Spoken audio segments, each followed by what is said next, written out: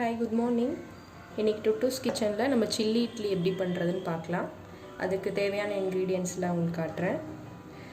2 onion பொடி பொடியாக நறுக்கி வச்சுருக்கேன். ஒரு கொஞ்சம் கேப்சிகம், இது ஆப்ஷனல் தான், இருந்தால் சேர்த்திக்கோங்க, இல்லைன்னா தேவையில்லை. 2 பச்சை மிளகா குட்டி குட்டியாக கட் பண்ணி வச்சுருக்கேன். 2 பூண்டு, ஒரே ஒரு விழுது இஞ்சி, 2 தட்டி வச்சுருக்கேன். அப்புறம் கொஞ்சம் ஒரு 2 டேபிள் ஸ்பூன் அளவுக்கு chilli sauce, 2 table spoon ketchup, tomato ketchup. அதுக்கப்புறம் நான் ரிமைனிங் இட்லியை கட் பண்ணி வச்சுருக்கேன் பீசஸாக. இது வந்து நீங்கள் ஃப்ரெஷ் இட்லிலையும் செய்யலாம். ஃப்ரெஷ் இட்லியில் செய்கிறதா இருந்தால் ஒரு 1/2 அன் ஹவர் ஃப்ரிட்ஜில் எடுத்து வச்சுட்டு அதுக்கப்புறம் கட் பண்ணிக்கோங்க. ரிமைனிங் இட்லியில் செய்கிறதா இருந்தால் அப்போவே பண்ணிக்கலாம். இப்போ பீஸ் பண்ணி வச்சுருக்க இட்லியை பொரிக்கிறதுக்கு ஆயில் வச்சுருக்கேன். ஆயில் சூடாகட்டும். ஆயில் நல்லா ஹீட்டாக இருக்குது.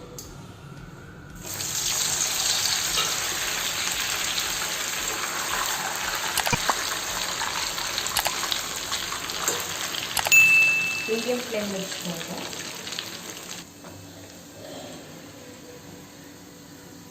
இந்த இட்லி பீசஸ்லாம் நல்லா கோல்டன் ப்ரௌன் வர மாதிரி ஃப்ரை பண்ணிக்கோங்க. இப்போ நல்லா கிறிஸ்பியாக இருக்கும் சாப்பிடும்போது.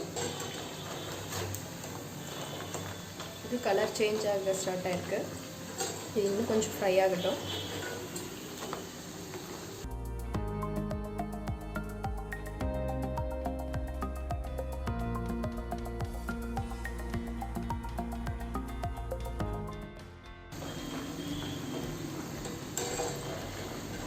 ரொம்ப கிறிஸ்பியாக பிடிக்காதவங்க கொஞ்சம் கலர் மாறும்போதே எடுத்துக்கோங்க.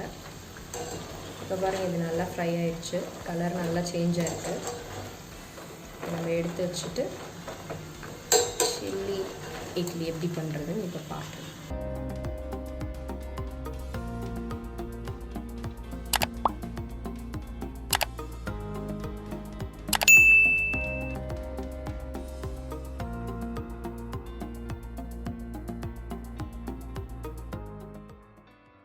ஃப்ரை பண்ணதில் ஆயிலும் அவ்வளோ ஜாஸ்தி ஒன்றும் எடுக்கலை. பாருங்கள், நல்லா ட்ரையாக தான் இருக்குது. அதனால் நம்ம இதை யூஸ் பண்ணிக்கலாம். அவ்வளோ ஒன்றும் ஆயில் மெஸ்ஸியாக இல்லை. பேன் வச்சுக்கோங்க, அடுப்பு ஆன் பண்ணிக்கோங்க. பேன் ஹீட் ஆயிடுச்சு.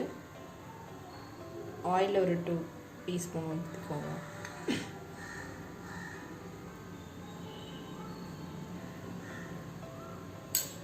ஆயில் ஹீட் ஆனதும் நம்ம தட்டி வச்சுருக்க பூண்டும் இஞ்சியும் சேர்த்துக்கலாம்.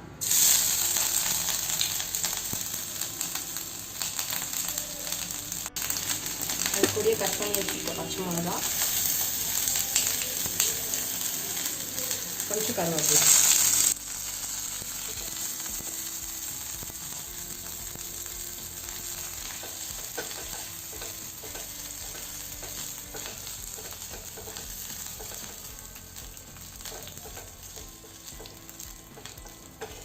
இஞ்சி பூண்டு பச்சை வாசனை போகிற அளவுக்கு ஃப்ரை ஆனால் போதும். இது கூட கட் பண்ணி வச்சுருக்க ஆனியனை சேர்த்துக்கலாம்.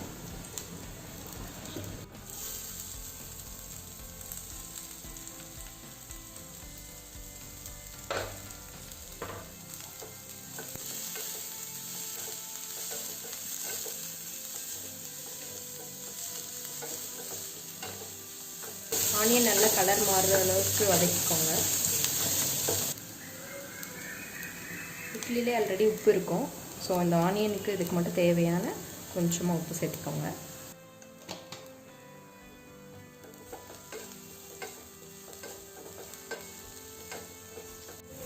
இப்போ ஆனியன் நல்லா வதங்கிருச்சு பாருங்கள், கலர்லாம் மாறிடுச்சு. ரெட் சில்லி பேஸ்ட்டு அதை ஆட் பண்ணிக்கலாம்.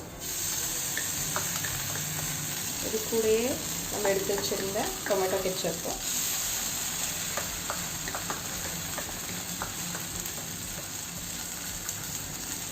இந்த கெச்சப்பு சாஸ் இதெல்லாம் இல்லாதவங்க 2 ரெட் சில்லி, ஒரு டொமேட்டோ தண்ணி இல்லாமல் நல்லா மிக்சியில் அரைச்சிக்கோங்க. நல்லா பேஸ்ட் மாதிரி பண்ணி வச்சுக்கிட்டிங்கன்னா நல்லாயிருக்கும்.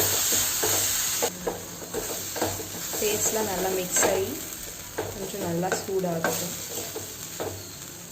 நம்ம கொஞ்சம் கட் பண்ணி வச்சுருந்த கேப்சிகம் இந்த டைம் ஆட் பண்ணிக்கலாம். கேப்சிகம் நல்ல இதாகணும்னு அவசியம் இல்லை, கலர் அப்படியே இருந்தால் டேஸ்ட் நல்லாயிருக்கும்.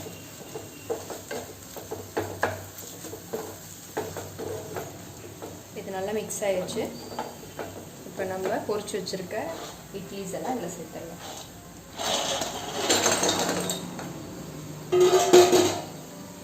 நல்லா மிக்ஸ் பண்ணி விடுங்க.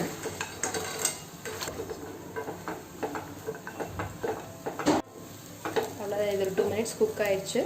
இப்போ மேலே கொஞ்சம் கொத்தமல்லி இலை போட்டு இறக்கிடலாம். அவ்வளோதான், நல்லா கிறிஸ்பியான சில்லி இட்லி ரெடி ஆயிடுச்சு. இது வந்து நீங்கள் morning breakfast, night dinner, evening snack கூட செஞ்சுக்கலாம். நீங்களும் இதை வீட்டில் பண்ணி பாருங்கள். தேங்க்யூ. இந்த வீடியோ யூஸ்ஃபுல்லாக இருக்கும்னு நம்புகிறேன். தொடர்ந்து நம்ம சேனலை சப்போர்ட் பண்ணுங்கள். உங்கள் டவுட்ஸை கமெண்ட்டில் கேளுங்கள்.